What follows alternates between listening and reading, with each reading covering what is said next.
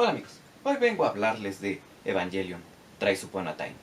cuarta y última película de la tetralogía que vendría a ser una cuasi secuela disfrazada de refriteo de la serie original de Neon Genesis Evangelion y su respectivo largometraje, para los que, al igual que las tres películas pasadas, podría haber algunos spoilers implícitos por puro proceso de eliminación, así que advertidos están en caso de que la franquicia en su totalidad les interese, pero no hayan tenido el tiempo de verla, a la vez de que, si disfrutaron el enfoque de las tres películas anteriores, es muy probable que esta última también les guste, y si prefieren aproximarse a ciegas, asumiendo que no lo hicieran ya, esta es su última oportunidad para evitarse el escrutinio en el que, a pesar de mantener los detalles al mínimo, tal vez haya información en ellos que de momento preferiría no saber. Así que habiendo dicho eso, Thrice Upon a Time es fácilmente la más ambiciosa de las cuatro películas del Rebuild, durando poco más de 2 horas y media, y en donde hasta se tomaron el tiempo para tener un prólogo medio largo más reminiscente al anime dramático contemporáneo con pretensiones artísticas, mientras que el resto del tiempo de metraje está dedicado a la última batalla y a la conclusión de la historia, en donde mezclaron los aspectos más laureados de la conclusión de la serie de televisión original y la película de The End of Evangelion,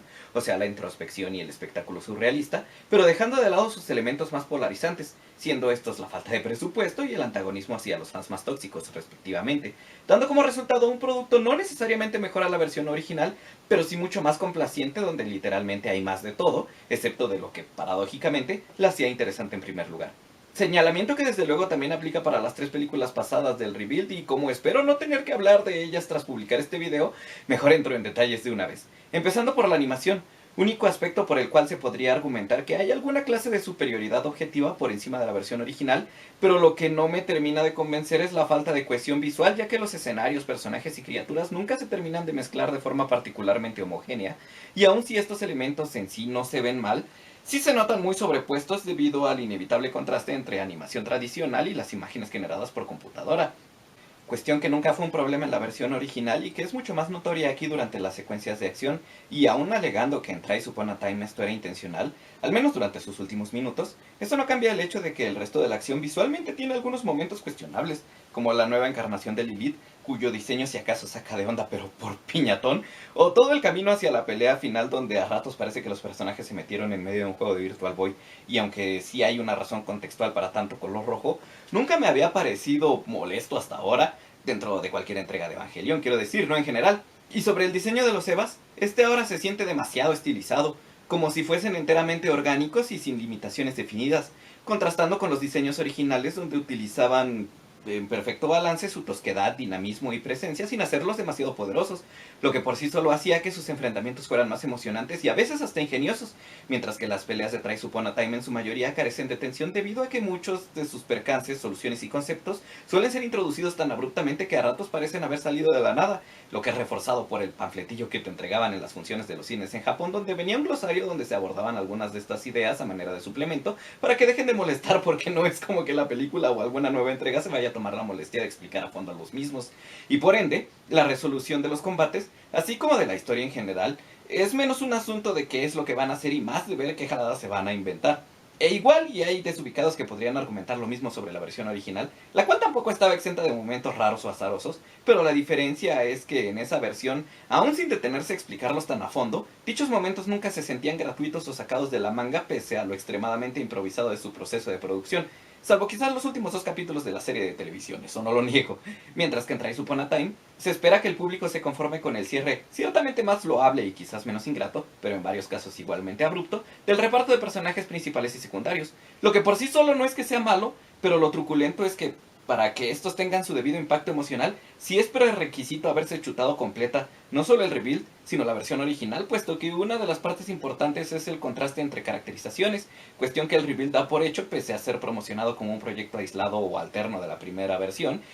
y aunque es probable que para la mayoría de los que lo vieron eso no sea un inconveniente, tampoco significa que el retrato de personajes, aun siendo relativamente más constructivo, logre ser simultáneamente más afortunado narrativamente hablando, empezando por Rei Ayanami, o mejor dicho, su última iteración, quien ahora, además de estar tan solo como figura trágica para el desarrollo del protagonista masculino, también, por ponerlo de forma medio amable, le bajaron innecesariamente a su nivel de perspicacia, pese a que las otras Reis nunca tuvieron que pasar tan penosamente por algún proceso de reaprendizaje. Digo, sé que Rei jamás destacó por ser el personaje con las mayores habilidades sociales, pero su aparición aquí es virtualmente igual a la de Mandy de los Animaniacs, limitando la mayoría de sus diálogos a porque esto, porque lo otro, porque aquello, te quiero, adiós. Y así pasa cerca de media hora, donde también hay alegorías sobre algunas cuestiones existenciales tratadas a lo largo de la película, pero estas van de lo poco sutil hasta la obviedad como para bebés, siendo quizás el caso más notorio el del dilema del erizo, aleccionado, coincidentemente, con un libro para bebés, y en menor medida con el videojuego que Asuka jugaba en su Como Wonderson. Y hablando de Asuka, tampoco es como que a ella le haya ido mejor, ya que si bien aún sigue reteniendo su personalidad considerablemente fuerte, el porqué de la misma o se da por entendido, o de plano se omitió al atribuírsele parcialmente a lo acontecido durante los años transcurridos entre la segunda y tercera película, para los cuales, por cierto, no es como que hubiera ni flashback ni explicación contada, como en el caso de Misato, donde los pocos minutos dedicados a dicha cuestión fueron más que suficiente para redondear su arco argumental y hasta para introducir orgánicamente un personaje nuevo, cuya breve aparición fue uno de los aspectos positivos, pese a que su diseño o pretende reforzar torpe y redundantemente cómo Misato casi termina por repetir los errores del villano principal, o solo es reflejo de que a Yoshiyuki Sadamoto o a quien sea que esté a cargo de diseñar a los personajes ya se le acabaron las ideas. Pero sea cual sea el caso, el resto del reparto nuevo de estas 4 películas oscila entre medio simpático y lo intrascendente, puesto que muchas de sus escenas pudieron haberse evitado, con la relativa excepción de Mari Makinami. Y digo relativa porque a pesar de ser un personaje protagónico, a lo largo de todas las películas su carácter nunca cambia y sus contribuciones son más que nada situacionales, primordialmente en los combates, donde sobresale por ser la de mayor estabilidad mental, lo que pudo haber sido suficiente, pero como el tratamiento de su historia es muy superficial, lo que queda de su personalidad, según sus palabras, o la de los guionistas mejor dicho, es ser la tecluda y ya.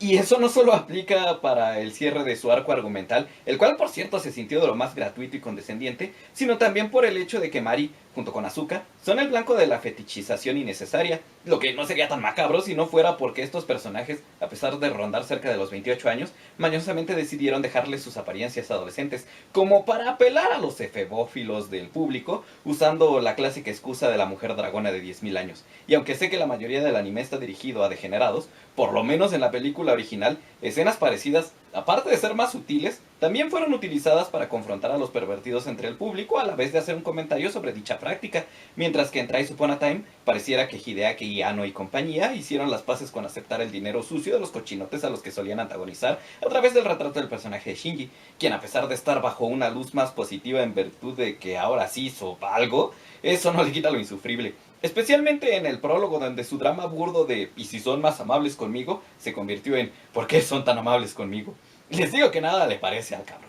Pero dejando de lado la total falta de ironía, al menos el desarrollo de la confrontación con su padre fue acertado y casi hasta medio me conmovió, siendo fácilmente uno de los puntos fuertes de la película y por el cual creo que muchos le están dando a Twice Upon a Time más crédito del que se merece, como si de verdad los personajes experimentaran alguna clase de crecimiento emocional, cuando la realidad es que, a lo mucho, si acaso hay un poco de autodescubrimiento, pero debido a la estructura cíclica de su universo, no es como que nadie tenga que lidiar directamente con las consecuencias de sus actos o los de sus encarnaciones pasadas tras este proceso. Al contrario, y ahí va el semi-spoiler, la implicación es que de nuevo a todos se les concede la oportunidad de empezar de cero en un mundo más feliz, donde aún teniendo la posibilidad hipotética de envejecer, eso no necesariamente es crecimiento, es más bien complacencia. Algo así como la última película de los Vengadores, donde parecería que fueran a seguir adelante con su nuevo status quo, para luego decir al carajo y mejor regresar a lo fácil. Técnicamente Twice Upon a Time usa el mismo artificio, pero añadiéndole una pizca del final de Lost, dando como resultado una conclusión que a los crédulos les podría resultar vanguardista,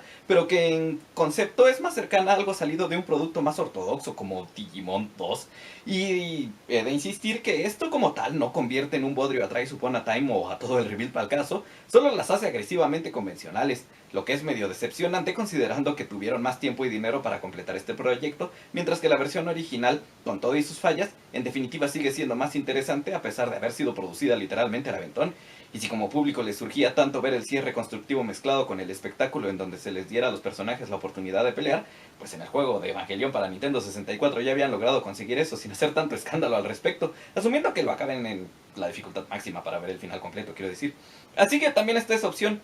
Ya si no les queda de otra, pues al menos puedo decir que en Twice Upon a Time el trabajo de actuación vocal sigue siendo bueno gracias a que el reparto es muy talentoso a pesar de que el guión deje un poco que desear. Los guiños ñoños, cuando son sutiles y breves, suelen funcionar bien y la música no está mal. Digo, sí hubo letras de canciones medio malas y cursis, pero las melodías en sí son agradables y ninguna es particularmente horrenda como en algunas de las entregas pasadas del Rebuild, donde las piezas nuevas eran las más desafortunadas, mientras que las reinterpretaciones de las viejas se siguen sintiendo algo sobreproducidas. No que sea tan grave, solo quería mencionarlo. Fuera de eso, no creo tener mucho más que decir, así que si llegaron hasta aquí, muchas gracias por ver el video completo y espero tengan un buen día.